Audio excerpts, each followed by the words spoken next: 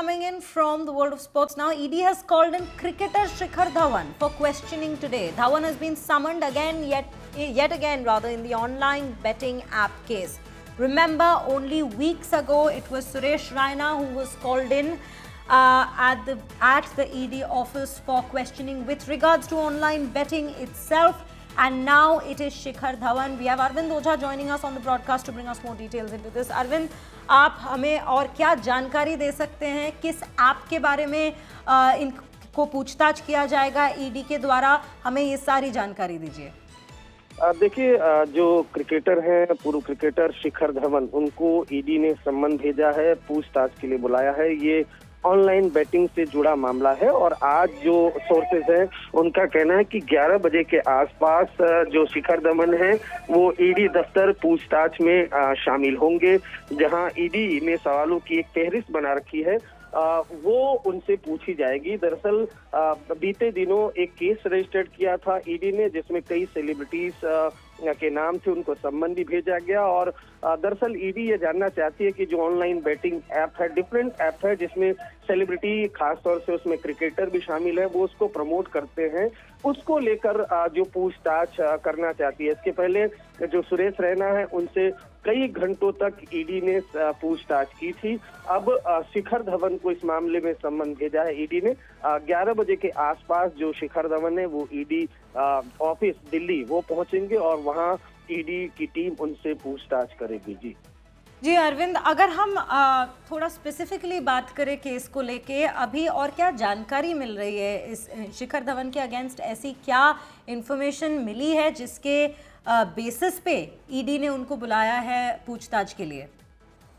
दरअसल online batting को लेकर ईडी ने मनी लॉन्ड्रिंग का एक केस दर्ज किया है और उसमें इन्वेस्टिगेशन कर रही है। ऑनलाइन बैटिंग ऐप का डिफरेंट जो ऐप है उनको कई सेलिब्रिटीज वो प्रमोट करते रहे हैं।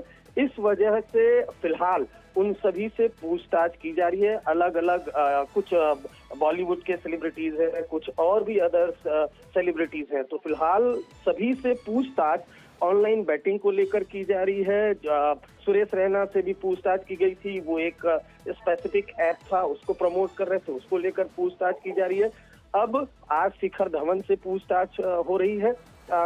उनकी इस ऑनलाइन बैटिंग में कोई इन्वॉल्वमेंट है या नहीं है ये क्लियर नहीं है, लेकिन जिस तरह से अगर आपने देखा भी होगा कि कई ऑनलाइन जो बैटिंग होती हैं उनको वो जो चलाते हैं उनको कई सेलिब्रिटीज को बुलाया जाता है, उनको प्रमोट करने के लिए उनको फ्रंट पर रखा जाता है। तो उसी को लेकर शिखर धवन से पूछताछ होगी। और जाहिर सी बात है, मनी लॉन्ड्रिंग का केस है ईडी का, तो कैसे पैसा मिलता है, किस तरह से पैसा मिलता है, इन सभी को लेकर शिखर धवन से पूछताछ होगी। इसके पहले जो क्रिकेटर सुरेश रैना है उनसे पूछताछ हुई, 16 घंटे से ज्यादा तक ईडी मुख्यालय में पूछताछ हुई थी। अब शिखर धवन से पूछताछ होगी आज। जी अरविंद, हमें ये भी बताइए कि क्या अभी तक ऐसा कोई रकम सामने आया है या फिर कोई मनी ट्रेल जिसके लिए स्पेसिफिकली ईडी पूछताछ करेगी शिखर धवन से? देखिए, आपको बताऊं कि दरअसल ईडी ने मनी लॉन्ड्रिंग के तहत एक केस दर्ज किया है ऑनलाइन बैटिंग का, और ये जो इन्वेस्टिगेशन है ये काफी बड़े पैमाने पर काफी बड़ा है। उसमें जो भी ऑनलाइन बैटिंग चलाते हैं उनको अलग से पूछताछ की जा रही है। कई लोगों को इस मामले में अरेस्ट भी किया गया है। ये एक पूरा रैकेट है जिसमें जो ऑनलाइन बैटिंग चलाते हैं वो एक किरदार होते हैं, दूसरे उस ऑनलाइन बैटिंग को बड़े बड़े जो सेलिब्रिटीज हैं वो प्रमोट करते हैं।